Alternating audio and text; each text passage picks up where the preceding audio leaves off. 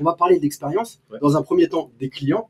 Les clients, les aspirants à une nouvelle vie, ceux qui ont envie d'avoir des projets de vie, de changer, parce que ça suscite beaucoup d'émotions, justement. Et dans un second temps, les négociateurs, conseillers immobiliers, qui eux aussi, dans leur journée, peuvent passer de un super état à même des fois en 1 heure. Hein. Ouais. Tout s'écroule et c'est très dur à gérer. Et c'est ce qui fait que beaucoup de personnes arrêtent ce métier, en fait. Bah, dans notre ancien podcast, on disait qu'une des qualités principales dans ce métier, c'était la résilience, la capacité à encaisser aussi les échecs et de gérer ses réussites aussi. Donc là, on est pile poil dans ce que tu peux peut-être nous aider à comprendre. Ouais, exactement. C'est la compréhension de ses propres comportements. D'accord. C'est la gestion de ses émotions. J'ai besoin de comprendre, moi, il y a un enthousiasme initial quand les personnes commencent à visualiser et qu'elles s'enthousiasment. Oui.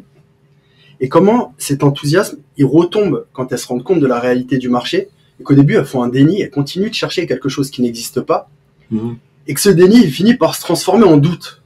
Et comment on oublie l'enthousiasme pour passer au doute.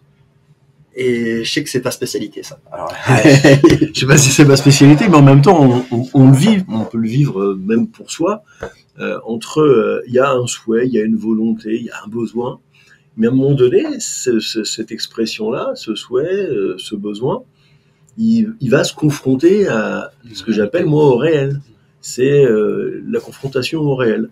Il y a ce qu'on fantasme, ce qu'on peut idéaliser, rêver dans la famille, dans le noyau intrafamilial, en se disant oh, ben voilà, notre budget c'est ça et on pourrait avoir ça. On a regardé les prix, les annonces, sans se confronter à l'expertise du professionnel immobilier, sans vraiment se confronter au réel, parce que c'est un peu aussi embêtant. Quelquefois, on n'a pas trop envie de voir la réalité. Ouais. Et puis, ben, à un moment donné, le réel arrive et puis on passe un peu du rêve à la désillusion. Ça vient un peu casser l'idéal, ça vient un peu casser le mythe.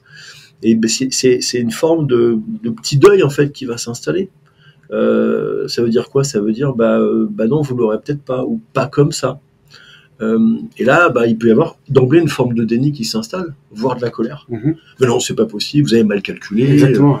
Je sais pas si vous l'avez peut-être rencontré, ça. Si, mais du coup, là, tu es en train de dire que c'est dans le processus de deuil, c'est-à-dire que ouais. il faut qu'il fasse le deuil de ce qu'il avait projeté, et donc ça passe par la colère, le déni, etc. C'est ça. Différentes étapes, puis à un moment donné, jusqu'à l'acceptation. À un moment donné, c'est ça, il y aura pas forcément la tristesse, il y a encore, parce que dans la courbe du deuil, à la fin, il y a la tristesse, ouais. Une forme de déni au début, de colère, et puis après, on commence un peu à marchander avec soi-même, on dit, bon, finalement, on veut déménager, ça peut être ça, finalement, bah, le budget, on va le revoir un peu, et puis on commence à rationaliser un petit peu les choses. Bon, bah, tant pis, c'est triste, on n'aura pas finalement ce qu'on voudra, mais on va rebondir. Et hop, et là, on avance. Et là, on repart. Sorry.